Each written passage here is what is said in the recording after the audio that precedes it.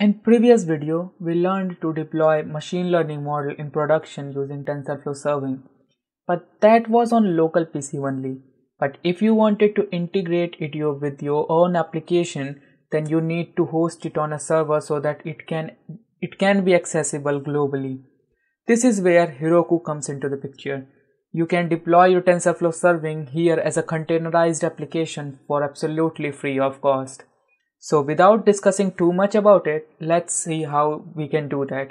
So to follow this tutorial, you must have Heroku's CLI tool installed if you are using Windows, and every other requirements from previous videos. Link for the previous video in the description and also for the Heroku CLI. So here is the model which we need to deploy on Heroku web server. This is a ResNet 50 model that follows a proper structure in which the TensorFlow serving supports. So before jumping to Heroku deployment, let's test it to see whether it is working or not. Open up the terminal and start the container by using docker run command, where 8501 is the port for sending request, and mount the directory to the container.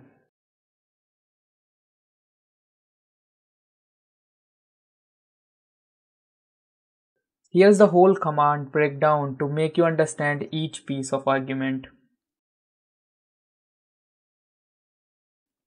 So now the model is hosted, and here is the link to communicate. You can verify it by sending some inputs and getting the prediction. Let's write an inference script for that. Import requests for sending and receiving input-output from server. OpenCV for reading images, JSON for encoding and decoding data, NumPy for array manipulation, and decode prediction will output actual label. Now load the image, and by default OpenCV reads image as BGR, so convert that into RGB image. Resize it according to input layer of hosted model. Expand the dimension and put the image into JSON format. And now this is the URL where we want to send the request. Now send a post request to URL with the data and the header, which will tell the server that the receiving data is encoded in JSON. And load the response from the server in JSON format, then use decode prediction to get the final output. Now let's execute the script, and as you can see, it outputs prediction with probabilities. So this model is checked and working fine. Now we are ready to host it on Heroku, and for that you need two things. First, an executable shell file where we will override the TensorFlow model server command for getting a port from environment variable. But why is that? Why to get port from environment variable? So every time you push an image to Heroku, it will always assign a port by itself. So the application needs to get that port in order to receive the requests from client, and we can capture that port by environment variable. So make a file and write down the command, and this port is gRPC port, which we are not going to use.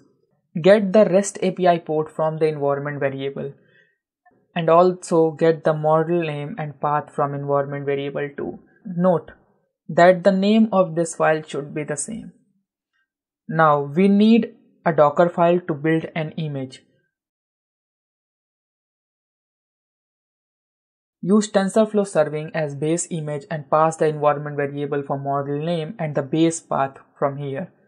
Now copy model into image and copy the shell file to given location for overriding the default command in the container.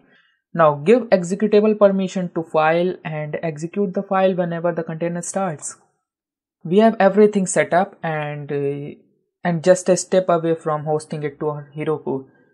If you are using Linux, then you can install Heroku CLI using this command, and for Windows you can download from the link in the description. Then log in using Heroku login command. This will open up your browser. You just have to enter your credential and hit login button. Once it shows logged in, you can close the window and return to the command line. Now create a Heroku app using Heroku create and your app name command, and once it says it's set done, you can communicate with the app using this link. Now we are ready to push the image to Heroku and start the container. For that, log into Heroku Container Services by using this command, and once it succeeds, just push the image by this command. Remember to mention the app name by passing an argument. Now this might take few minutes, so have a coffee till. And once it successfully pushed image to Heroku, you just need to start the container by using this command.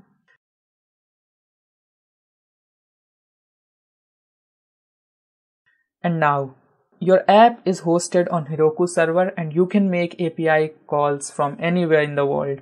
You can check logs by Heroku logs command and see it's up. Now open up the inference script and change the link from localhost to Heroku app link. Then execute it.